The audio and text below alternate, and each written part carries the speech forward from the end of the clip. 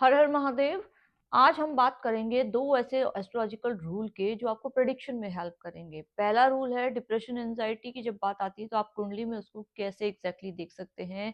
दूसरा है माता पिता और पत्नी के बारे में आप जब देखते हैं तो माता का हाउस चौथा आप देखते हैं, पिता का नौ ninth house and tenth house देखते हैं, वहीं पे पत्नी का हाउस ऑफ सेवंथ हाउस देखते हैं।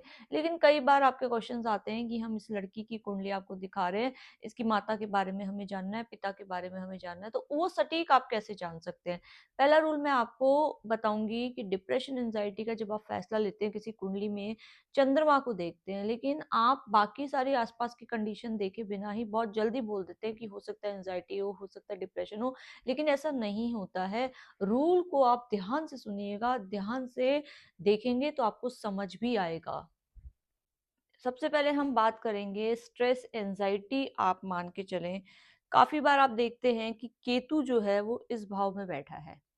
केतु अगर यहाँ पे बैठा है और 30 डिग्री का होके बैठा है, मतलब 1 2 3 4 5, ये पांचवा हाउस होता है, या नंबर कोई भी लिखा हो सकता है, 2 3 4 5 कोई भी नंबर। अब यहाँ पे अगर पांचवे हाउस पे केतु बैठा है और उसकी डिग्री आपके शो हो रही है 30 डिग्री, और अब चंद्रमा उससे एक हाउस आगे है, उसमें आपको शो हो रहा है 0 डिग्री।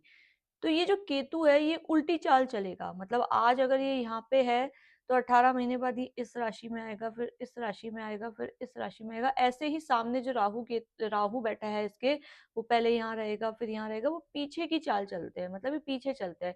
तो अब ये 30 डिग्री में जब यहाँ एंटर हुआ है इस राशि से, तो ये पीछे की तरफ जा रहा है, ना कि ये आगे की तरफ। तो चंद्रमा तो आगे निकल चुका है, तो यहाँ बैठे केतु को उसके आगे वाले हाउस के चंद्रमा से कोई मतलब ही नहीं है।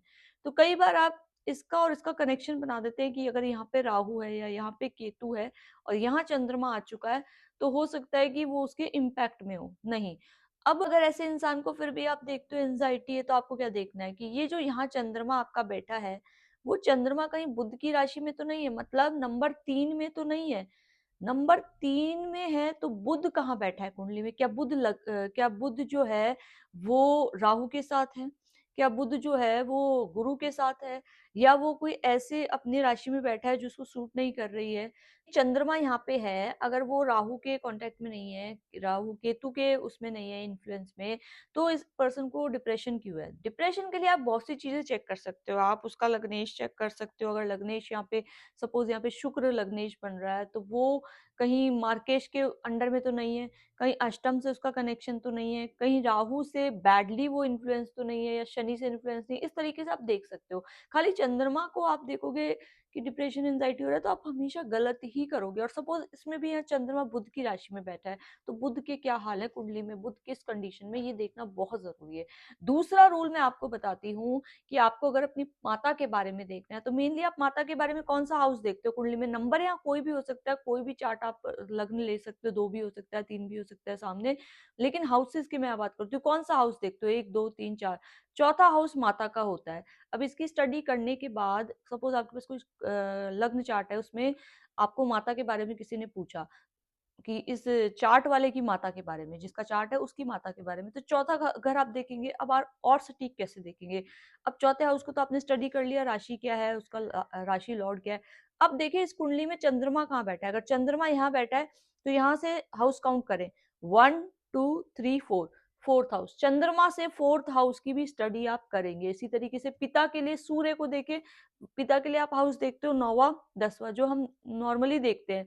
अब अगर सटीक स्टडी करनी है तो इन दो की स्टडी करने के बाद सूर्य देखिए, अगर सूर्य यहाँ पे है तो सूर्य से 10वां हाउस, 1 2 3 4 5 6 7 8 9 10, 10वां हाउस सूर्य से कौन सी राशि का है, उसमें कौन से प्लेनेट हैं। अगर सूर्य उससे अच्छी बैडली, मतलब फ्रेंडली राशि है, फ्रेंडली प्लैनेट है, इन्फ्लुएंस सूर्य पे किसका, इस तरीके से आपको पिता के बारे में भी देखना है। वहीं पे अगर आप देखते हैं पत्नी के बारे में, तो मेनली जो ये चार्ट है ये मेल का होगा। पत्नी के बारे में मैं बता रही हूँ, पति के बारे में नहीं बता रही। तो पत्नी के बारे में मतलब पार्टनर के बारे में आप सेवंथ हाउस से देखते हैं। ये हाउस होता है 1 2 3 4 5 6 7, ये सेवंथ हाउस हुआ। ये तो आपने देख लिया, स्टडी कर ली किसका राशि आ रहा है, यहाँ पे राहु बैठा है, शनि बैठा है, मंगल बैठा है, किसकी राशि है, कौन सा लॉर्ड है, सब आपने स्टडी कर ली। उसके बाद आपको देखना है शुक्र। शुक्र कहाँ बैठा है इस कुंडली में? अगर शुक्र शुक्र यहाँ बैठा है तो उससे सप्तम यही हो जाएगा।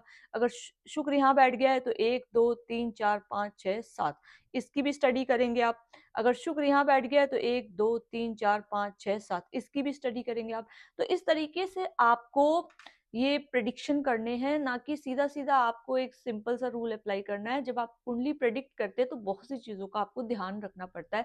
होपफुली आपको वीडियो अच्छा लगा होगा, अच्छा लगा है तो इसको लाइक कर दे। और मेरा इंस्टाग्राम चैनल है, वहाँ पे बहुत से अलग वीडियो भी अपलोड होते हैं, रील्स अपलोड होती है, आप उसको भी फॉलो कर सकते हैं।